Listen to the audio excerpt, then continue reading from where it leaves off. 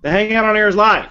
All right, welcome. Good morning. Happy Friday. Welcome to the 14 is over. What's next? Hangout brought to you by schoolofbookkeeping.com and ABO, accountants, bookkeepers, and business owners. So you think everyone's still hungover from the sleeter?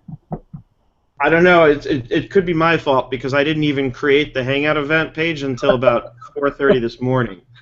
Because I've been not hungover, but sort of just getting over the after effects of lots of long days and late nights. So, it must have been a long drive back when you're tired, I would think.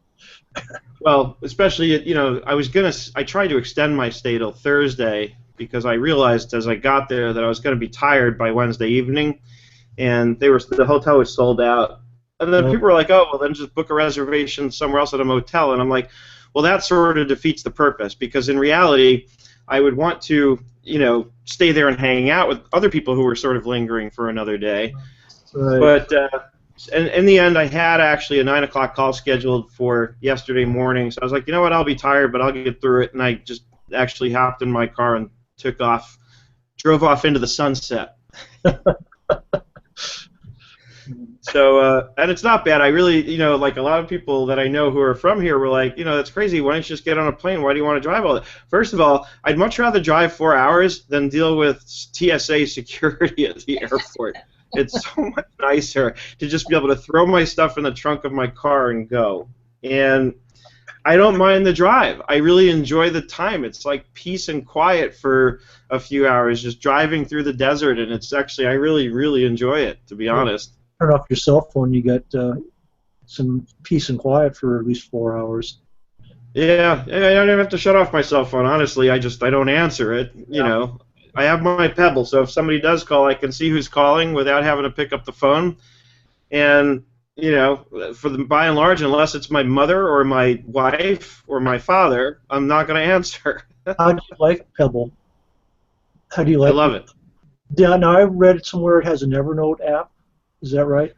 It does. I have it installed. I mean, it doesn't really do much good. You can read your notes if you want on it. It just, it's not real practical. I mean, it's a small little screen, but surprisingly, I guess they do a good job, with how they, set up the fonts. Because at first, my thought it was looking at this, I wouldn't even want to read an email or a text message with it, but it's actually not that bad. So, mostly the way I use it is, like I said, when I'm driving, if somebody's calling, I'm holding the steering wheel, I can just glance and see. And then I've got my Bluetooth on, so if it is somebody I really want to talk to, I can, in a quick tap, answer the call. But by the way, guys, those of you who are joining us now, Hugo and Russell, you come in muted, so make sure you unmute, move your mouse up to the top, you'll see the microphone icon, so that we can hear you. And good morning and welcome. Thank you. The muting there he is. Yeah, it's intentional. I have a cat that tends to meow quite a bit, so. Oh, that's okay. I have dogs that bark. Maybe they can have their own hangout within our hangout. Make beautiful music together. So on the Pebble, you don't talk through the phone. You just have to type, turn your phone on, right? You just get the notification on your Pebble. Yeah, it just sends the notifications to the face of your phone, so you don't have to pick up your phone and look. Oh, okay. And I can read it. I can scroll through an email or a text and read it right here. Oh, okay. So, it's a handy little device. I like it. But what I find I usually do is I change the notifications so that it only alerts me for phone calls, because when it starts alerting me for every email and text message, it's like every 5 minutes, and I feel like I've got some kind of a nerve-ending problem because I'm sitting here going, every 2 seconds. So I tend to shut the other notifications off and leave it just for phone calls. Interesting. Yeah. Can you guys hear me? Yes, we can. Good morning. Hey, rough morning. Uh-oh. What happened? I work till 3. I'm in a hotel. Oh, and you had technical issues also. Oh, but I figured it out. Yay, Sarah! It would have been faster to key all those journal entries in myself, but I'm just so stubborn. What was the issue? With Transaction Pro Importer, you have to have at least one income account and one expense account in the chart or it won't work. Except the message kept telling me that I didn't have admin rights, and I was in as admin, so hours of wading through forums, and that's how you found it? that's how I found it. And this company file that I was setting up is just for a holding company, and I didn't need any income account, so I just set one up and it worked. Wow. Wow. So 3 o'clock in the morning, you figured it out and got it done, and boom. yeah, then I had to work on the client that I needed to be working on. That was a special thing that popped up yesterday. Yeah, I decided a long time ago that I refuse to work until all hours of the night on a client. Whatever it is going to have to wait. Oh man, but see, I'm going to be out of town until Monday. I have a little surgery on my foot on Tuesday, so I was trying to figure out when I could do this, and this is high dollar. High dollar, hours or no object, and you just can't pass that stuff up sometimes. Yeah, no, I get it. I just space that stuff out. I can't deal with being up late hours anymore. I used to do it all the time. I'd be up until 3 in the morning finishing up a project, and like I've gotten my share of projects in even the last month or two, where I know they would have loved for me to stay up all hours to get it done sooner, and I was just like, no, here's my next available, and that's when it's going to be. Yeah, but you know what's funny though? You and I will still get up early or stay up all night doing stuff that we want to do. No, I don't. Honestly, people Really?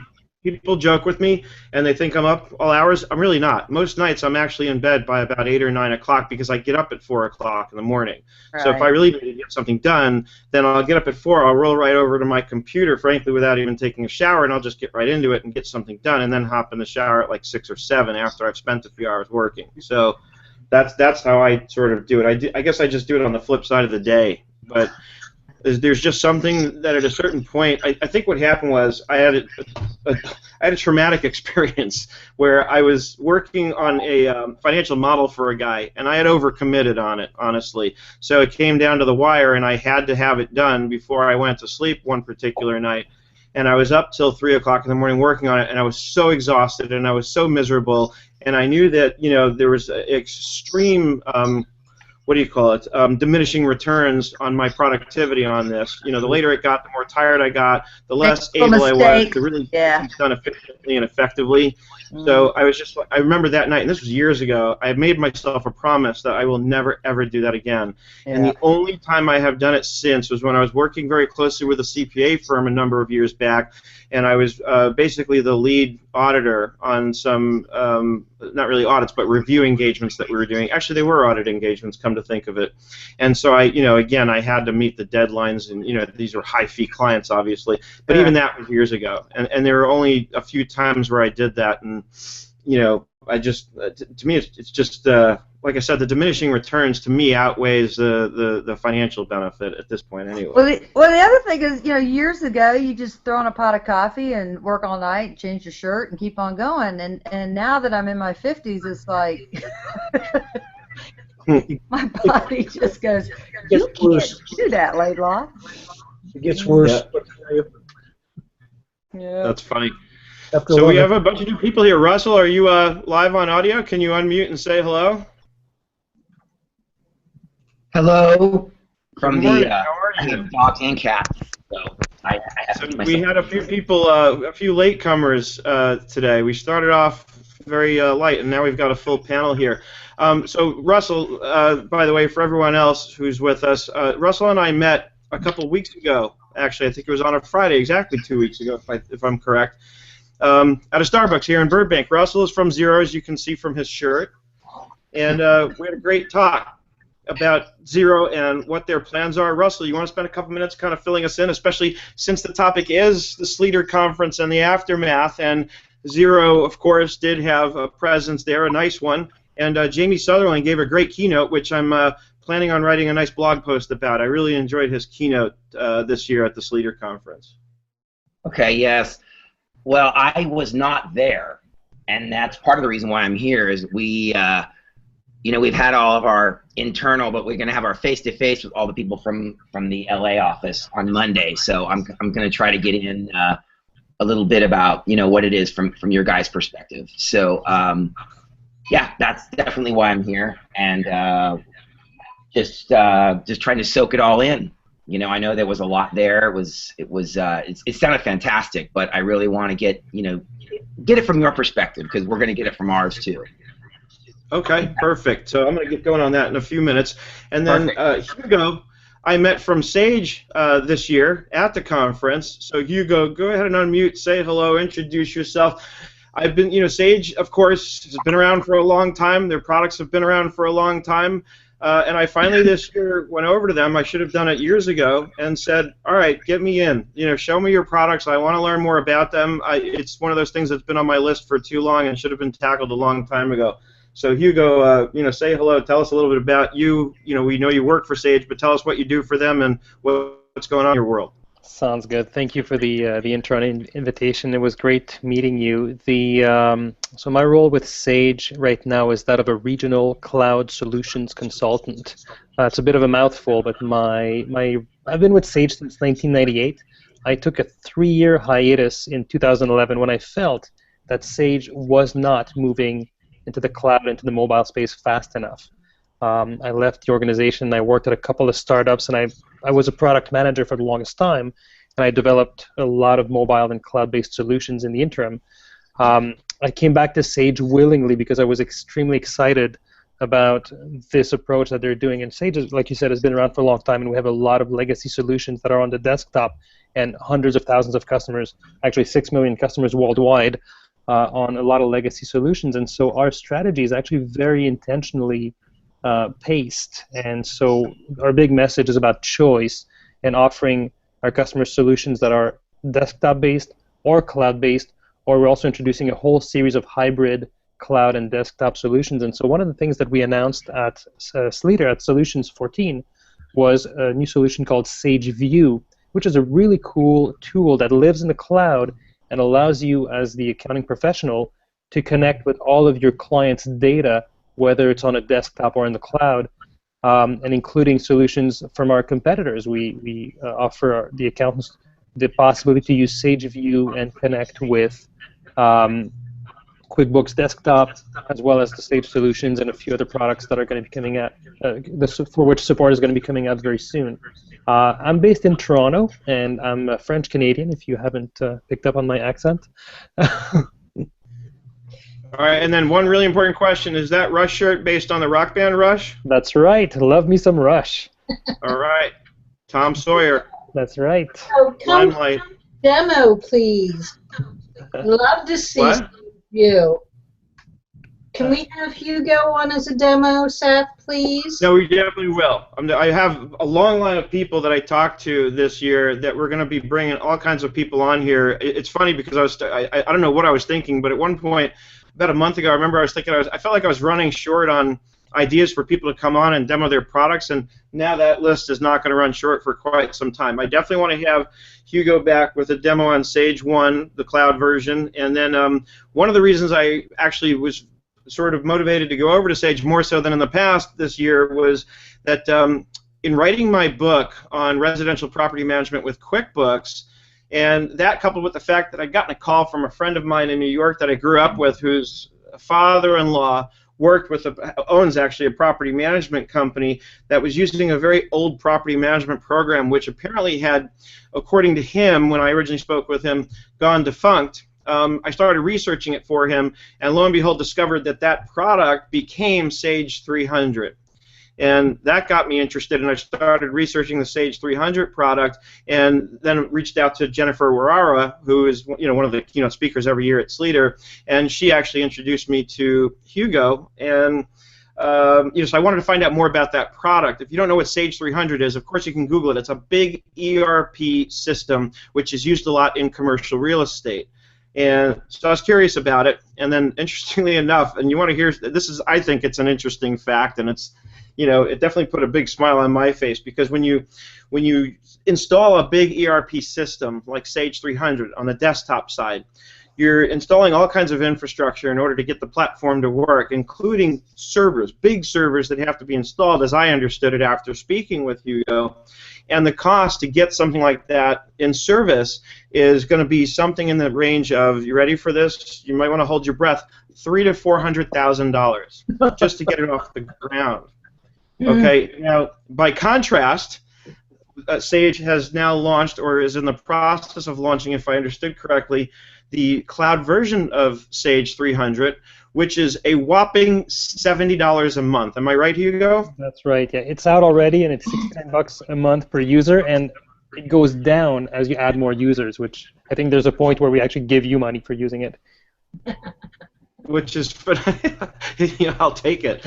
So I'm excited, actually, more so than ever, to dive deeper into the Sage products and find out more about, their sort of arsenal there. And that's really interesting that you have a sort of an accounting portal that allows you access to the other accounting products information. I'm curious to see how that works. And then we have Scott, who is my fellow cohort speaker at the conference. Scott, how did your sessions go? They went really well. It's funny, Seth, you and I saw each other, we passed each other, we waved a lot, we never had a chance to have an actual conversation. It was pretty entertaining. I know. Well, I was making sure to tell people not to come to your sessions and to make sure they came into my sessions instead. I did the same thing. It's fair enough. I did the same thing. I spread some ugly rumors around about you. It's just the way it goes. I did. No, my sessions went well. My most surreal one was when I was channeling Greg Lamb while I was there. So those of you that didn't hear, Greg, who's a wonderful guy and another one of our peers speakers, was too honest and checked the wrong box. One little checkbox can change your life. And he got stopped and interviewed / interrogated by customs, and they wouldn't let him into the U.S. So he recorded audio for each of his sessions, and so I did the Q&A at the end of his session. It was really quite good. I was like, it was good slides, and I had seen them before, but no, my sessions went really well. They were well attended. I had some great questions and interaction, which is like my favorite part. It's great when you're spouting. In my case, if I'm spouting lots of e-commerce or sales tax information, I don't know if people are tuning out or tweeting or watching, some other random video. But when I get questions, I know that there's, it's a topic that they care about, and I'm providing value. So it was fun. I had a good time.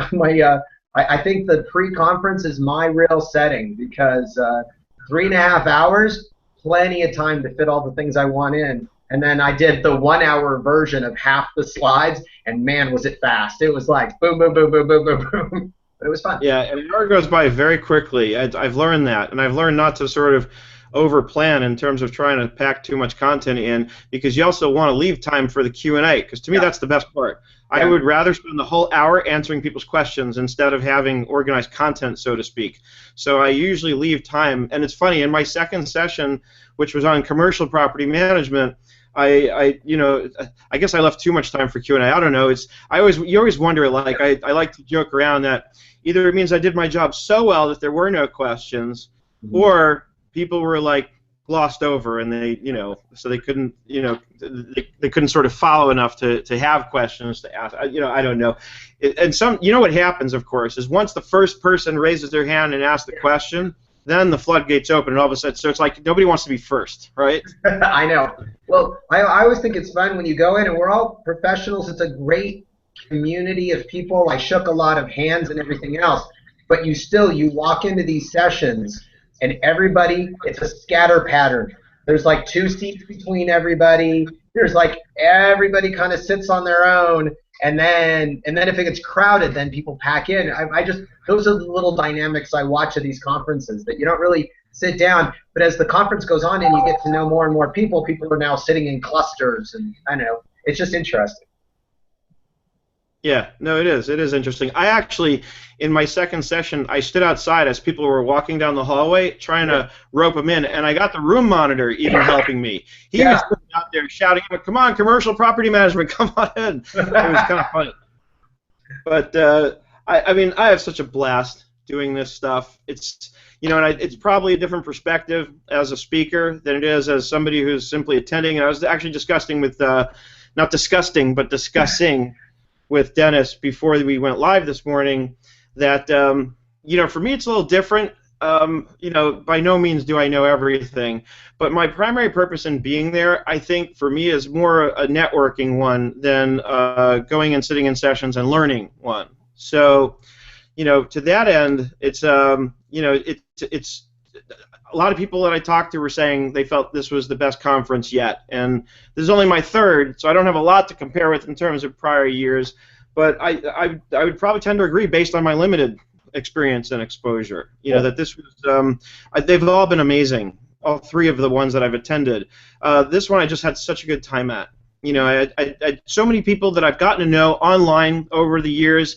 Many of whom I have only seen at the conference each year. Probably a greater number of whom I'd only ever seen online until this conference. As time goes on, we're meeting more and more people, and our sort of circle of friends online is spreading. So there's more and more people that I get to know, and more people that I love to just meet the people in person. That I've been talking to or hanging out on Google Plus with, and all that kind of stuff. To me, that's probably the most exciting part, more so than learning the stuff that you learn in the sessions that are held there. So I agree. Connecting and with all my years of doing exactly this, audio, video, web conferencing, I really have proved, and I've got a bunch of books to back it up too, if I don't believe myself, that for dynamic remote teams, whether it's the same company or a programming team or our broad community, there is a point as humans that we need to connect and be in person and shake hands and talk about whether it's the freezing cold rooms. The fact of not being out in the sunlight for 3 or 4 days straight, or the fact that when we got back it was negative 14 degrees when we got to our car at 1:30 in the morning. And all of those things that aren't specific to the topic we're talking on, but just at least shaking hands or sharing, sitting down and having a meal, it just adds to that connection that you've already made remotely. So I agree with everything that Seth's saying. Patty and I had a really great time. Yeah, so we really had a great time, and there was just great content. I went to a number of sessions, and I was really impressed at the quality of what I was hearing. And then some of the sessions were just downright hilarious, dead on. It was like watching those top 5 or 10 TED Talks. So if you saw Jerry, God, I always get her name. I know her. I recognize her. Were you in her session on communication? No. Oh my God, Seth! It was the best one of the whole thing. Oh my God. Oh yeah. It was so good. It was so funny because I didn't realize, but as a speaker, she realized to be better. She went and did stand-up comedy to get better at being a public speaker, and it was just full of humor. And she just made these wonderful points, and she showed the most hilarious. Bill Cosby, I forget what the show name was, but had a TV show for a while there, and it was hilarious. That's great. And they were all inspiring and great, comment. Jennifer Warwar was always, here's great information, but build an action plan. It's all stuff that even I read tons of business books and I geek out on all this stuff. You need people who are doing it to remind you to do it right. Okay? You can't just take notes. You can't just collect new ideas. You actually have to act on it. And there were just a lot of great, inspiring speeches along those lines. It's true, and in my experience, we need to hear the same things over and over and over again in order for them to stick. So it's not enough even if you go and you take copious notes. First of all, you're still not going to absorb everything on a permanent basis. You're going to take a certain amount of what you absorbed, and hopefully, and the trick I think is, and this is what I really wanted to talk about, is what do you do after the action right away? What I did, it's funny, I drove home from Vegas for, 3.5, 4 hours, whatever it took. And, you would think a normal human being at that point would relax, unpack, and, just enjoy. I got in, I put my suitcase down, didn't even unpack it, I fired up my computer, and I got busy right away. And I probably sat at my desk for another 3 hours or so working before I went to sleep for the night.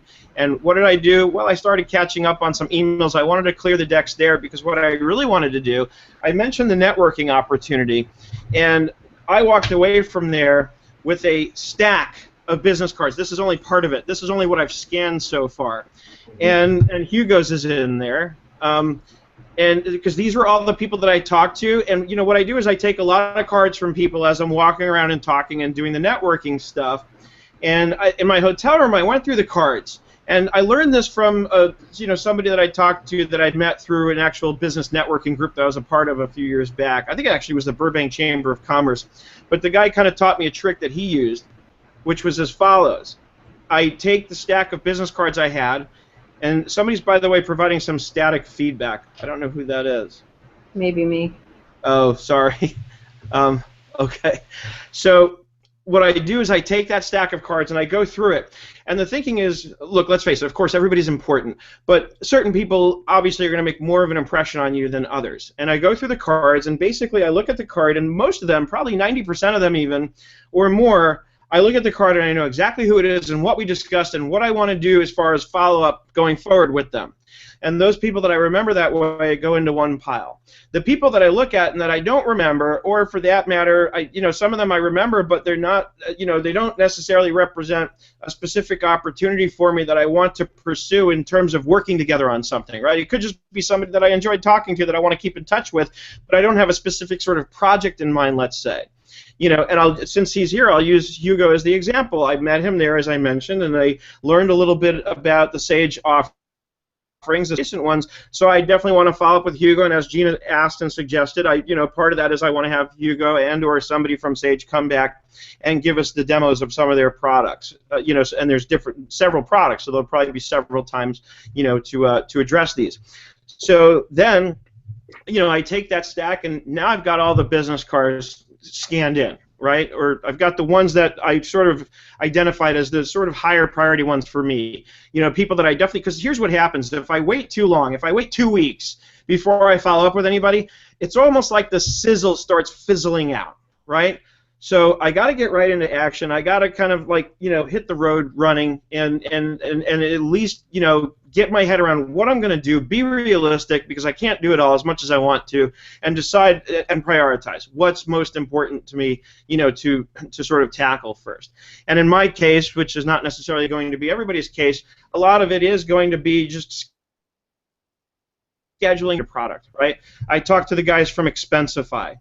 I love these guys. They're awesome. I've known about the product for years. It's been around for years. I've looked at it and poked at it on only a very superficial level just because we're constantly picking and choosing what am I going to try, what am I going to test out. I love these guys. And you know what? I'll be honest. What really helped was they sponsored an event for a small group of us going on the Link, which is that huge roller coaster that goes around. So I forget. I think it was the first or second night there. We went on the Link. They sponsored it. It gave me an opportunity to get to know them. And then at the Intuit VIP reception, I got to know them even more. And now I'm dying to work with these guys and find there's probably any number of things I can do with them. Yeah. So these are the kinds of things that I'm looking at. And this is what I'm focused on right now immediately after the conference is organizing and identifying and prioritizing what follow-up do I want to do and with whom. I want to make sure that, the promises that we made when we talked to people at the conferences, I want to make sure they're not empty promises. I don't want it to just be, talk. I want to actually follow through and do things because all too often, with the best of intentions, we talk and say, oh, yeah, we're going to do this, we're going to do that, and then we just don't because we just get back and we get into our normal routine and we get busy. So my goal this year is to do something different and actually follow up and make some things happen. I agree. I was on the same Link ride as well. And I'm not a big fan of heights, so I was too near the windows. But it was really pretty. It was pretty impressive, and same thing. I made a lot of connections. There were a few people. You make some assumptions, like I know you look at a bunch of technology. So do I, Seth. And I'll touch them, and I'll have whether I have time to do a real deep dive or I really look at it, but you don't necessarily get the personality of a company or where it's going until you meet the people that are in it. It can really change your attitude of, wait, these are people I really want to work with, even if their product doesn't do something for me today. I want to be associated with these people because they're doing something cool in another area. They're going to continue to do cool stuff. And no, it's I spent so much time. It took me the whole time, every day going through, including my last round through the exhibit hall until I had talked to almost everyone there and all the people that I wanted to talk to.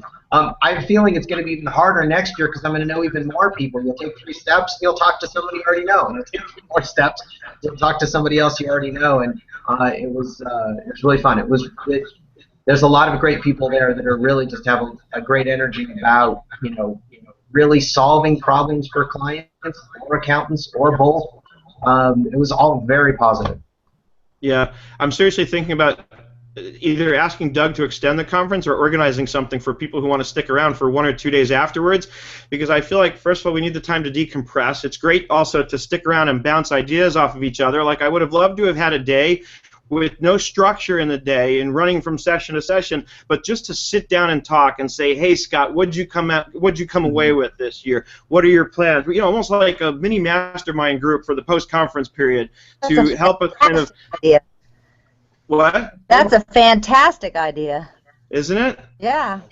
And just to create that little post-conference mastermind group, and then go on and hold each other accountable and talk about it. Say, all right, each week, how close are you to reaching the goals you set based on what you experienced? Yeah. I mean, I'm doing things like that and setting up, and I mean, they talk about an accountability partner, but whether you pick your own or you dynamically randomly pick somebody you don't know, and assign them as your accountability partner, those things make a huge difference. Yep. Yeah. I actually have a little secret mastermind group on Facebook where I have a couple of people, and it started out with 12 people, and then little by little I chiseled away the people who weren't participating. And I warned them. I said, look, and it's nothing personal, but this group needs to be strictly for people who participate. So if any of you are interested, I'd be more than happy to add you into that group, because it did whittle down ultimately to just about 2 or 3 people. But the idea was that this was a secret group where we could sort of share things openly that we may not be as comfortable sharing elsewhere, which is why it's important that everybody's participating. We can't afford to have lurkers there, because that holds each other accountable in terms of keeping the stuff that needs to be confidential. Mm-hmm. But it's still great. It's still great having that group, and I'm going to actually reignite that fire because it sort of fizzled out. I've been keeping up with sort of my part of what I had committed to do when I started it, which was back in August. So it's time to rekindle that fire, especially on the heels of a conference like this. I also wanted to show you guys something. I've talked about it a lot during the conference with people as kind of a sidebar type thing. As you all know, I love Evernote and I love Smartsheet. And in terms of project management software, I know Sarah's got a whole dossier on a whole bunch of different products that she's looked at along these lines. And I started playing with a new product called Active Collab. And I was telling a lot of people about it because I'm all fired up. I'm still not quite there yet in terms of being ready to write content on it because I still want to explore it some more. But I used it at the conference. I created a project for Solutions 14. And so I thought I would share with you guys just how I used it to keep my stuff organized, during the conference, and what I'm doing with it now after the conference, in terms of just keeping track of the stuff I want to follow up on. So I'm going to share my screen, and I'll click on it, and I'm going to say present to everyone, whatever that actually means. I'm still not sure. So, and if you still continue to see the thumbnails alternating based on who's talking and you want to keep my screen up steady, just click on my thumbnail. So what you're seeing here is kind of the home screen of the project, which shows you all the updates. I see blank. Seth, I see blank. I see a black screen. Does everybody else see a black screen? I see it. I see it. Yeah, everything's all right, so Sarah, it looks like that might be on your end. See if you can refresh or something, or click and unclick my thumbnail or something. I may switch over to my laptop. Okay.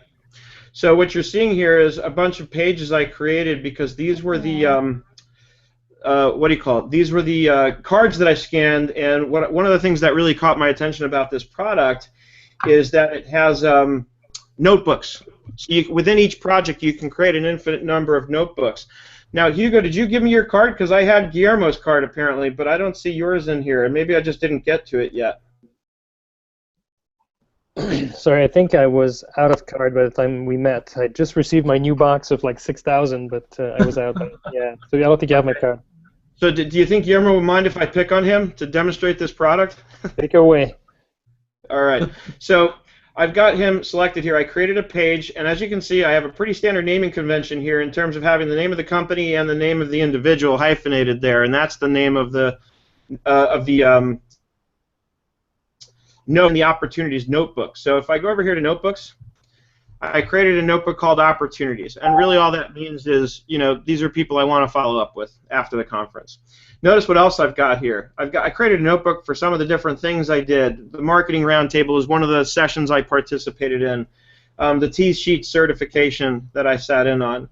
Then I have a notebook called Monday, and that represents, you know, I have all my notes on Doug's keynote here. And for those of you who didn't see it already, I've written up part 1 of a blog post on Too Legit to Audit based on Doug's keynote. Once I got to about 450 words, I said, let me cut this off, and I'm going to make it into a series, so it's just small, digestible chunks.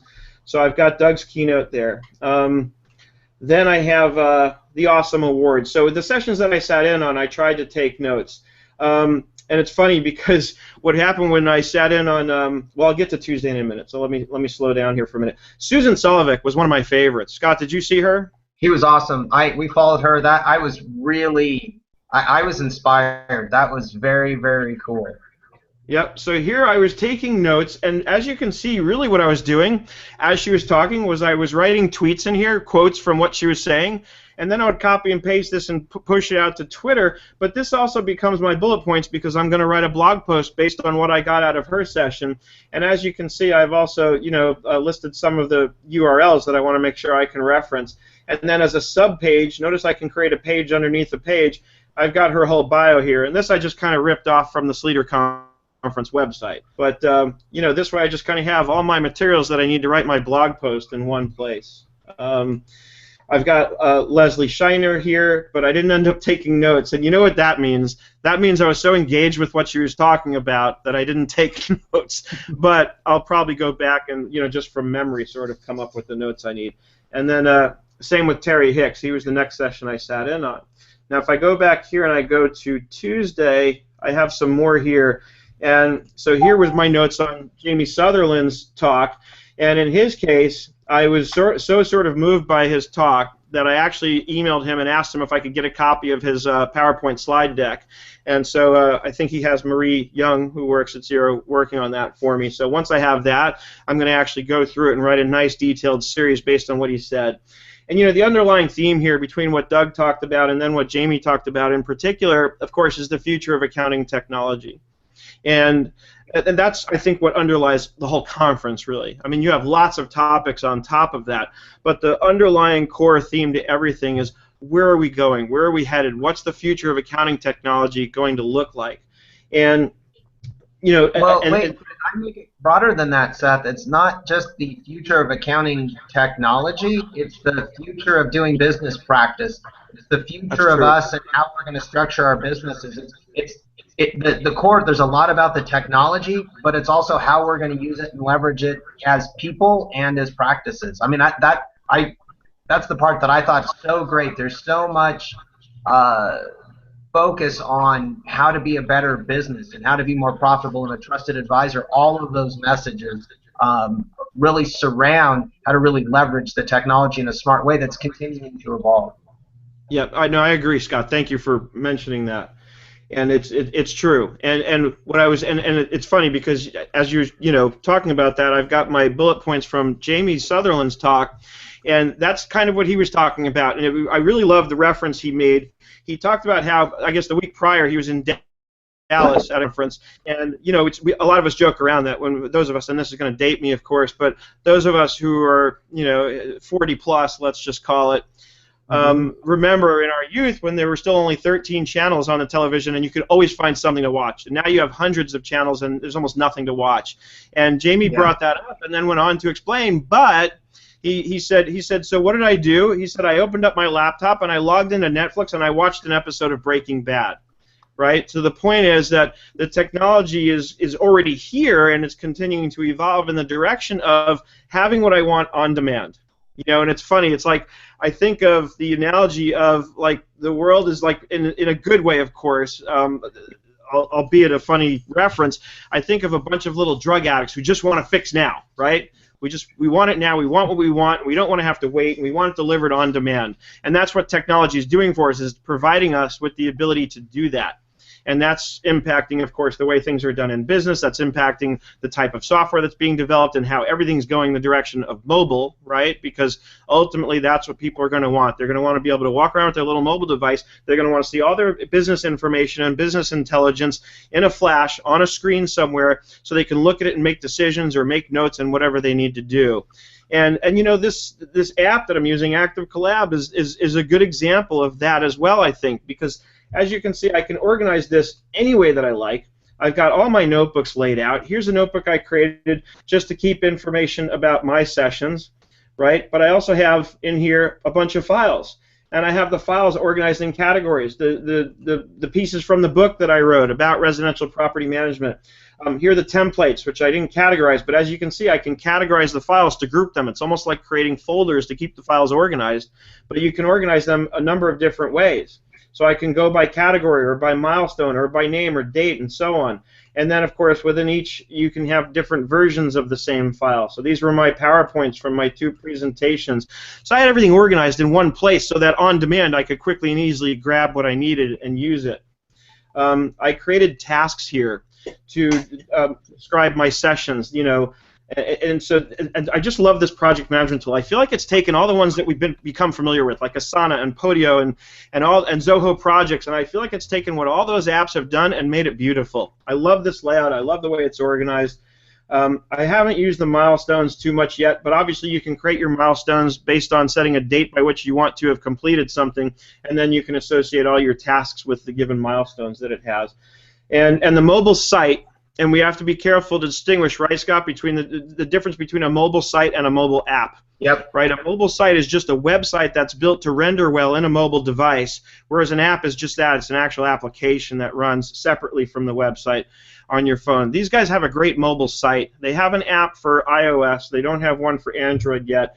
I'm sort of hoping that changes, but then again, I'm so happy with their mobile site that this thing has blown me away. So, you know, this is what I use to sort of keep it all together. The other thing I did, I don't know how many of you use Google Calendar. You can do the same thing in Outlook. I created a separate calendar just for Solutions 14, and before the conference I had gone through on the SleaterConference.com website and went through all the sessions and, of course, you know, mapped out where my sessions were, and then I mapped out beyond that which sessions I would sort of want to participate in. And I know you could do that with their app. Their app gives you the ability to kind of create your schedule, but I just found this worked so much better for me because it's an environment that I'm comfortable because I'm accustomed to sort of living in that Google Calendar environment. And then I started creating tasks for the things that, you know, pretty much every task you see here was also an item on my calendar and then some. So these were things like the invitations to the various receptions that I wanted to go to and all that kind of stuff. And then after the fact, the hotel sent me my folio, so I have my charges right here. So later on when I'm going back to see what this actually cost me and why, you know, again, I've got it all in one place. So I'm a junkie for this kind of stuff. I love, you know, an app like this that really helps me kind of keep it organized and keep it together.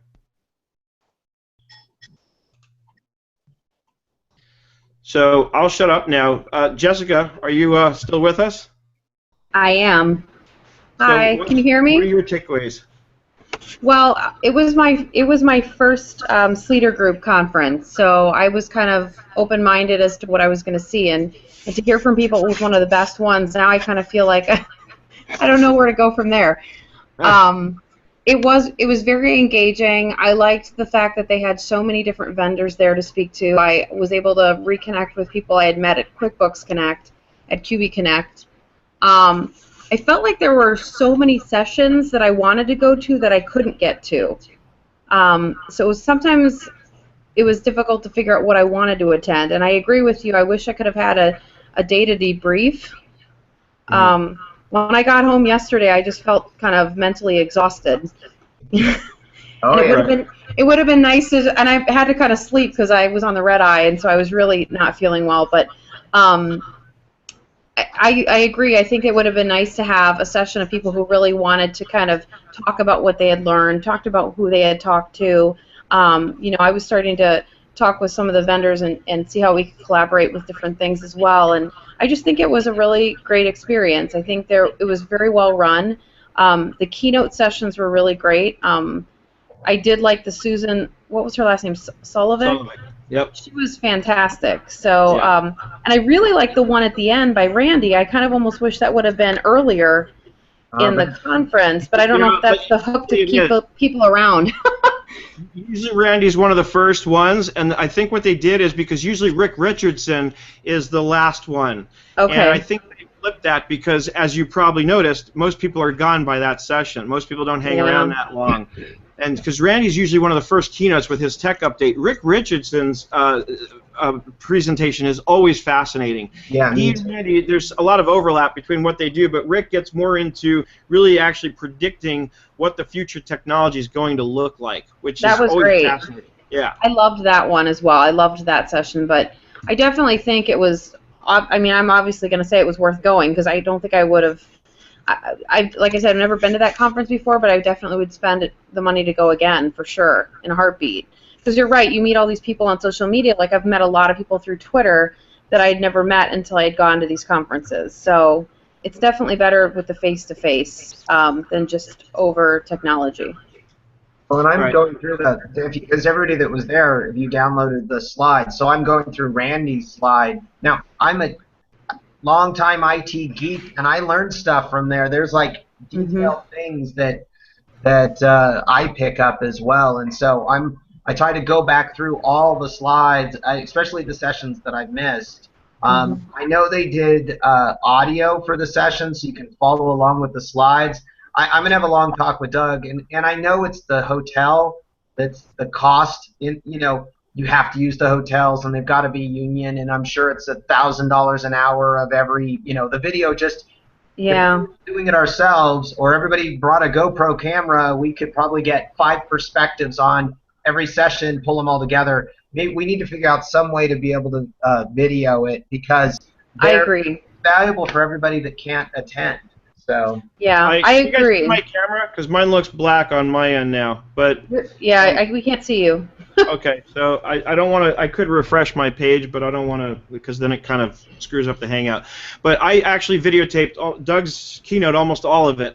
I don't think I stopped taping, so I have his whole keynote on video, and I got most of Jamie Sutherland's. So I try to do that as much as I can. The problem, and I think what makes it even more expensive, Scott, is because they have the lighting dark. It's really hard to get good video out of that. So you really need top quality equipment to get good quality video in a dark room like that.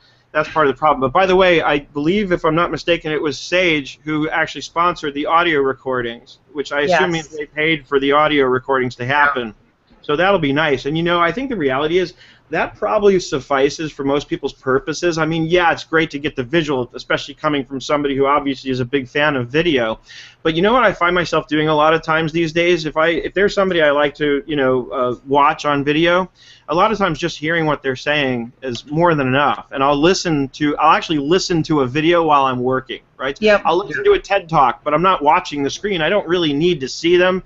There are certain things I might want to see. But for the most part, just being able to get the audio makes a huge difference right there. I think it's just probably such a huge cost to get video. But I agree with you, Scott. If we had got a group of people to collaborate and make sure that all the sessions were covered. But you know what happens to me? Now I've got a whole bunch of video footage that I need to take the time to edit down and maybe cut up like excerpts from it. And that's hard to find the time to do, frankly, because video editing can be very time-consuming. And by the way, before I forget, I checked in on the event page for today's Hangout, and so I guess we've got some people who were interested in what I was showing, which was Active Collab. Mariette, thank you for providing the link. If you still want to try and come in, I think there's room now because it looks like a couple people have left. But somebody asked, if I saw correctly, do they allow recurring tasks? Billy and Greg asked. Billy, the answer is no, not officially. I think they're working on that. But in the meantime, what I do is when I go to complete the task is I just change the date to the next time that it needs to get done. So it's a bit of a workaround, but it seems to work okay for me for now. And my understanding, having looked on their forums and things, is that they are going to eventually have recurring tasks. I'd also love to see them add like a CRM type function into this, because it can really be handy. I mean, I just barely scratched the surface with what this thing can do. You know, what I didn't show you was you can add companies, you can add individuals, you can add, it seems, an infinite number of individuals who are classified as clients without having to incur any additional costs. And then based on the plan you can have any number of sort of employees or subcontractors. And the difference, of course, is what they have access to be able to do. But for the most part, I have projects that I'm now creating in it for clients, where I'm inviting in the clients and establishing them as clients, and they're able to do everything I need them to do. They can go in there if I allow them to and create tasks and assign them to me, which is a way of letting me know, hey, this is something I need you to look at or get done. So I'm definitely going to be banging out some videos on this, but Mariette has been good enough to sort of go out there and do some research on this while I was talking, and she's posted the links on the Hangout page. So if you want to check it out further, go ahead and go over to the page and look at the links there that she's provided.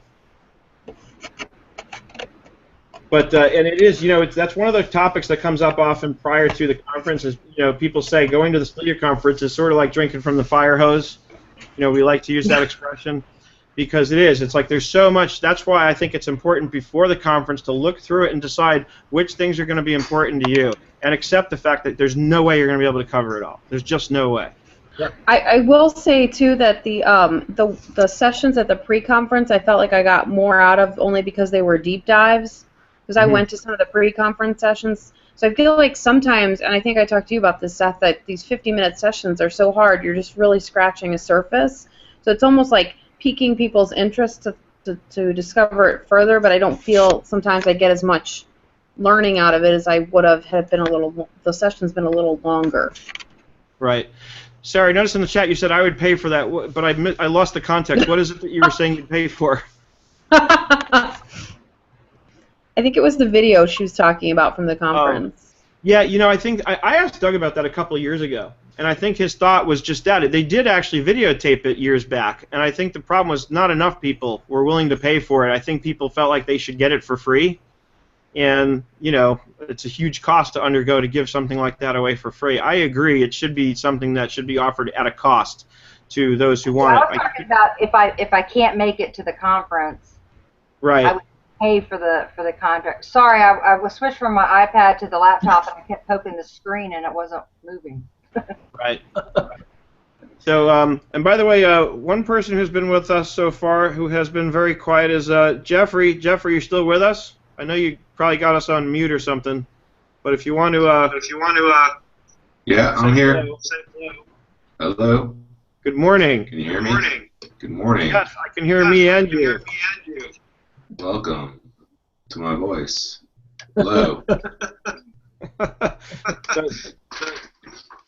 This is Jeffrey's first hangout with us officially.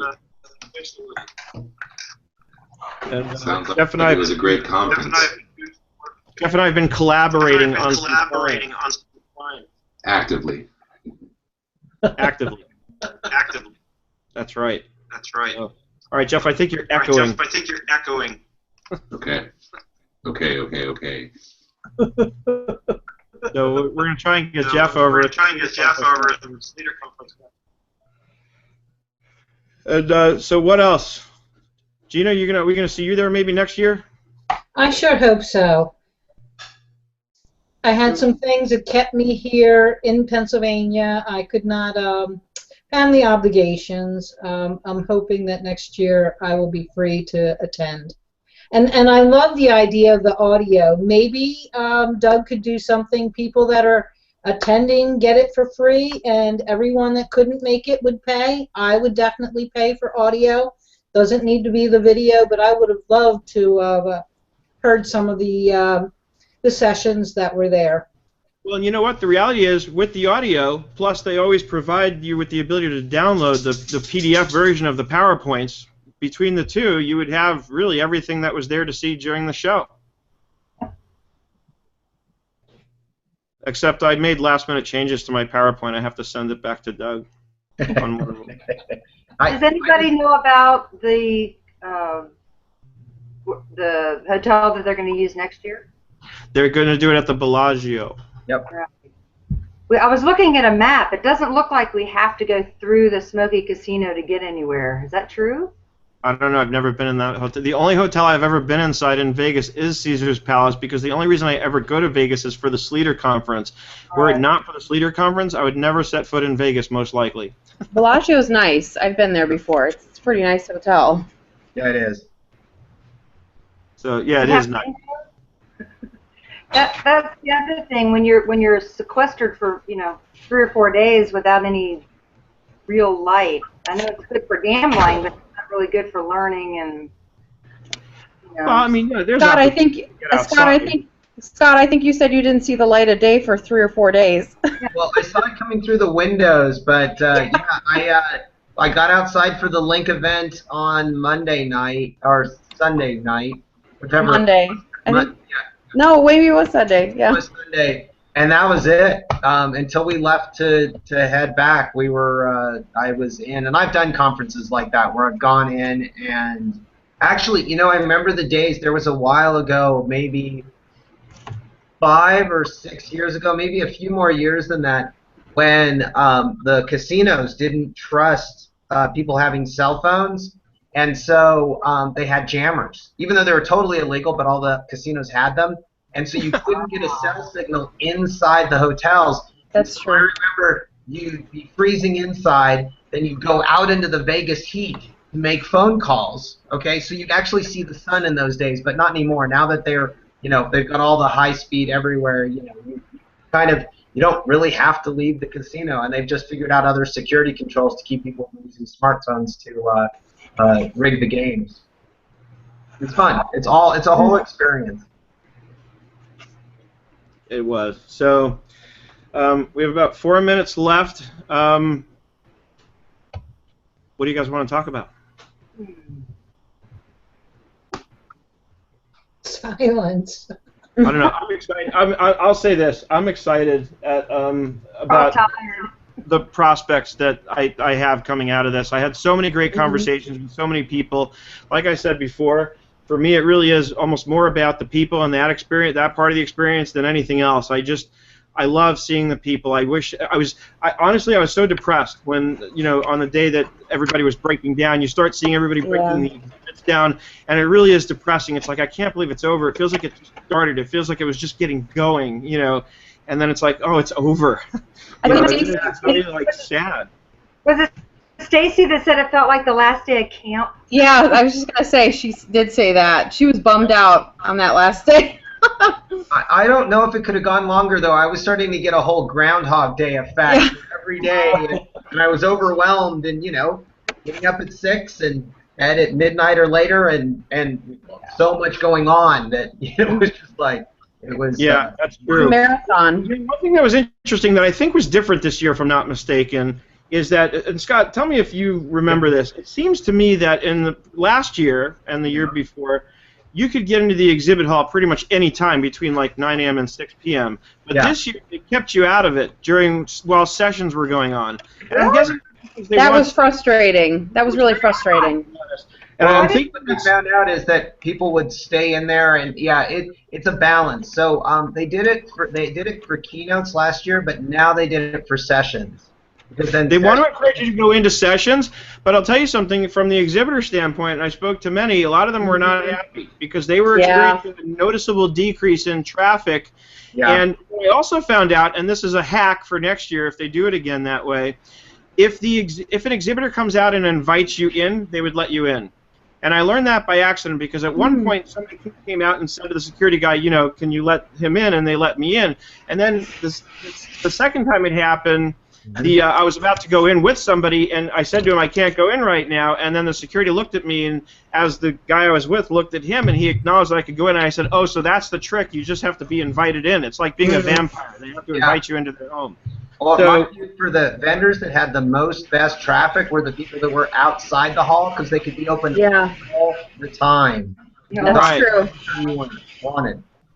But so the hack is, if you're an exhibitor, the opportunity there is to plan on trying to schedule like one-on-one meetings during those times. So plan ahead. Who do you want to sit and talk with, and try and schedule a time with them when you know sessions are going on, so that that's a time when you can have kind of an intimate one-on-one session with somebody. And I even used the example with one of the guys I was talking to when he sort of complained about this.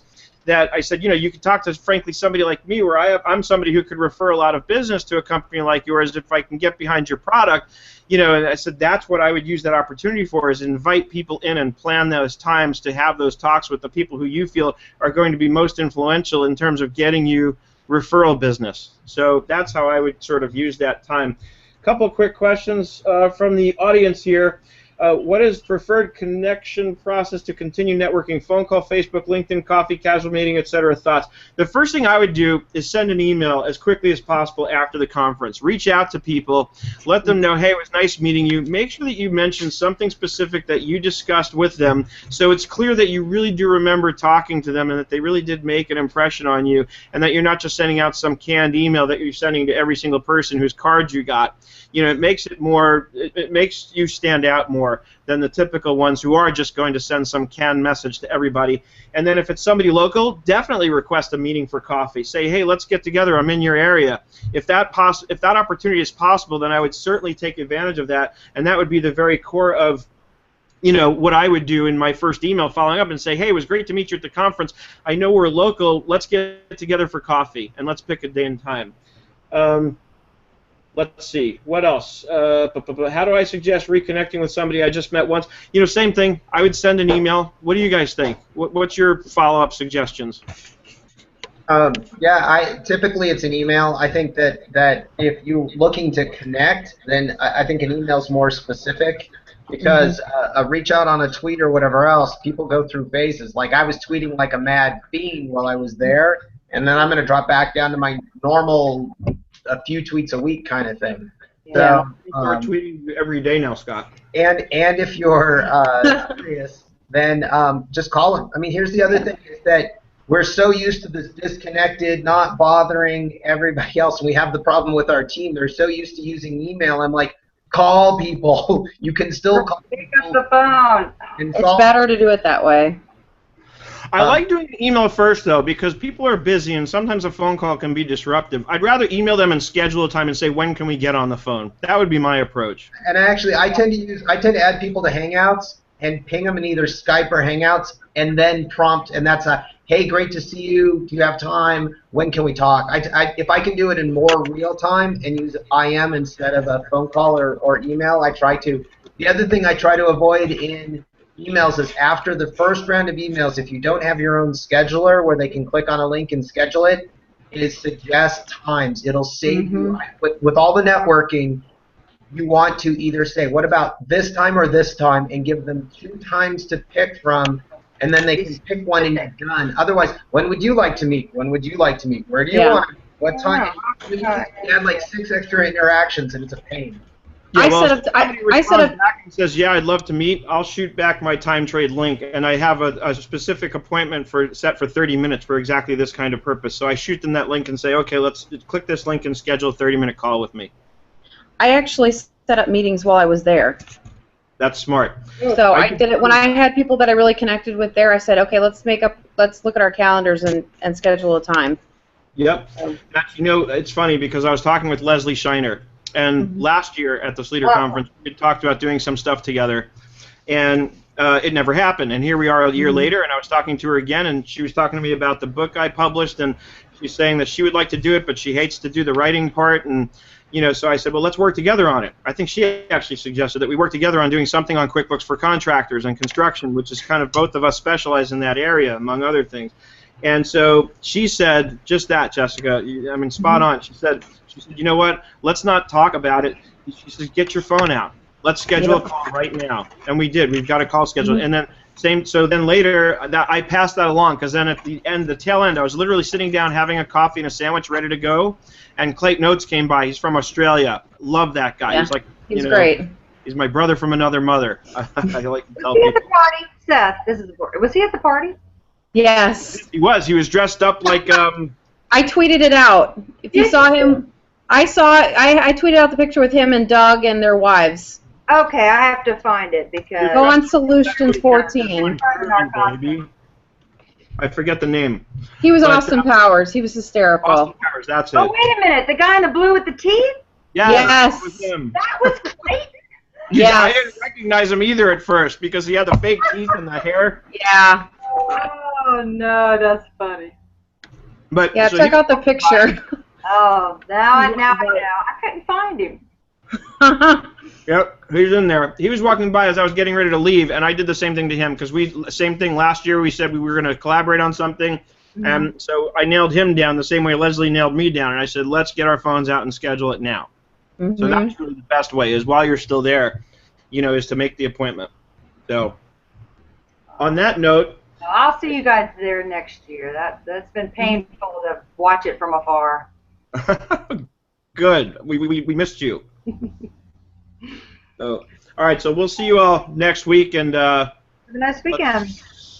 what? Bless you. Thank Bless you. you. I have And the Vegas Gina's throat. hanging out. What are we talking about, Gina? What you get is what you get. Actually, I think we'll be talking about QBox a little more. Oh, really? I'm going hiking. Maybe I'll get some signal on the top of a mountain and join you guys. That would be awesome. Yeah. All right. See y'all. Okay. See you. Bye-bye. Bye. Bye, everybody. Great weekend. Bye. See y'all later.